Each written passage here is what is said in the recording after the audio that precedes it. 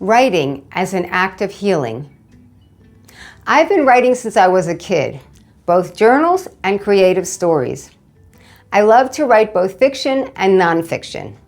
It was cathartic for me in medical school. I remember coming home from classes or clinical rotations and often in frustration, banging away at my tiny early technology personal computer. I would be up in the middle of the night writing stories about dying patients, crazed students, and the extraordinarily stressful experience of 100 hours plus weeks in medical training. But then, once it was down on electronic paper, I could finally sleep, as if a great weight had been lifted from me. I was having trouble sleeping, probably because I took that job working nights at the fast food restaurant. But then I had a dream. They told me I'm going to meet God. Then I heard this deep, booming voice. You want fries with that? Journaling, whether it's pure words or art-filled visual journaling, is a process that allows us to put down our experiences and our feelings and release them from our thoughts in our head. It can be almost meditative as we process the complexities of our lives. It can be as simple as a brain dump of events, random thoughts and feelings, or it can be much more purposeful, examining our lives in an introspective and structured way. We can use it as a format to examine our mental loops and obsessive beliefs, or as a catharsis to detail unhappy and stressful events in our lives. It's hard dealing with dying patients. I worked the heart transplant unit for a while. I thought about writing a book about it. They have this wonderful euphemism, destination therapy, for a treatment there. They call it destination therapy. Sounds like it, but ain't the same as a destination wedding. It means they stick a device in your heart to help it pump until it gives out. And thus, the only person getting a nice vacation out of it is the salesman for the medical device company. Journaling can decrease stress, improve self-awareness, and give us purpose, as it takes us on a journey of self-improvement. It can help us gain perspective as we grapple with healing from loss and grief.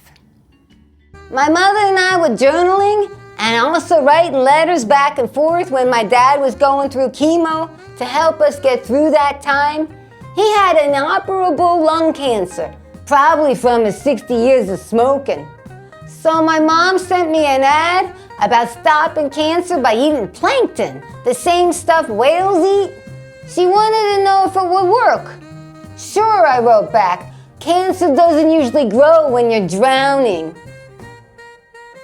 Creative writing, including poetry, is a different way to cope.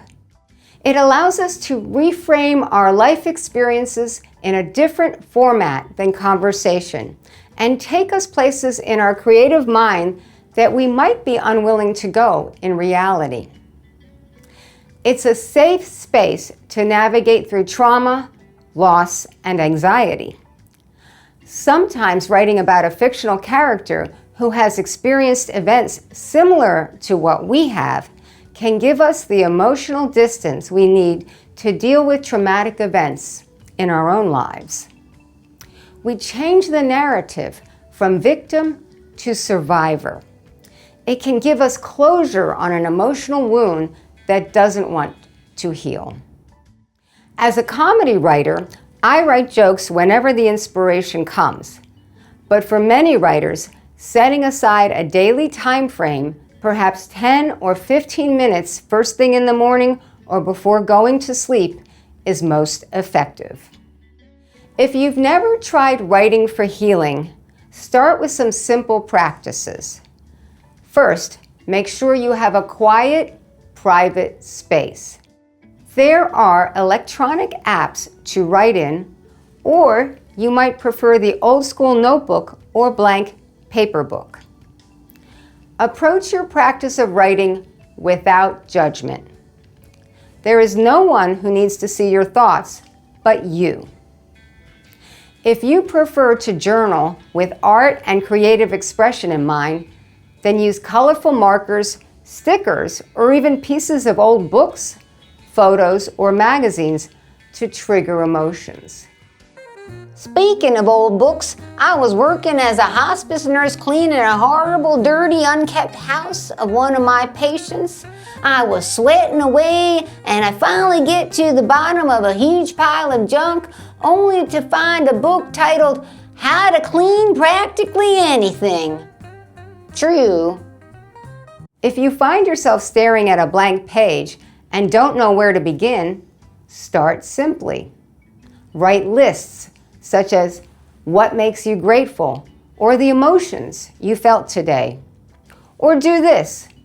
Write a letter with no intention of sending it to a long-lost friend. Catch them up on your life since you last talked and see where this takes you. Some people do something called free writing. Set a timer for 10 minutes and then just write whatever pops into your head.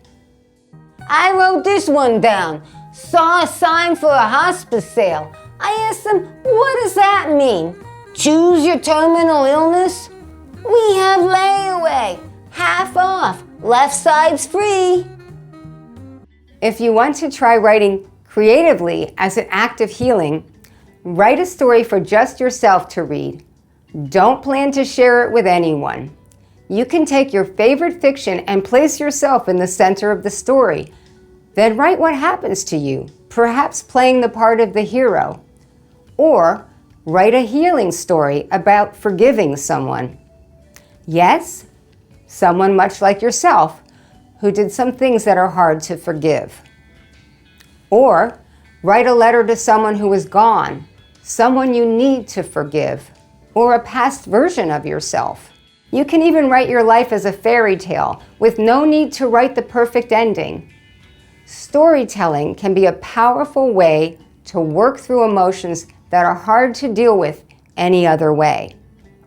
Be gentle with yourself as you go through your journey of grief, loss, and healing.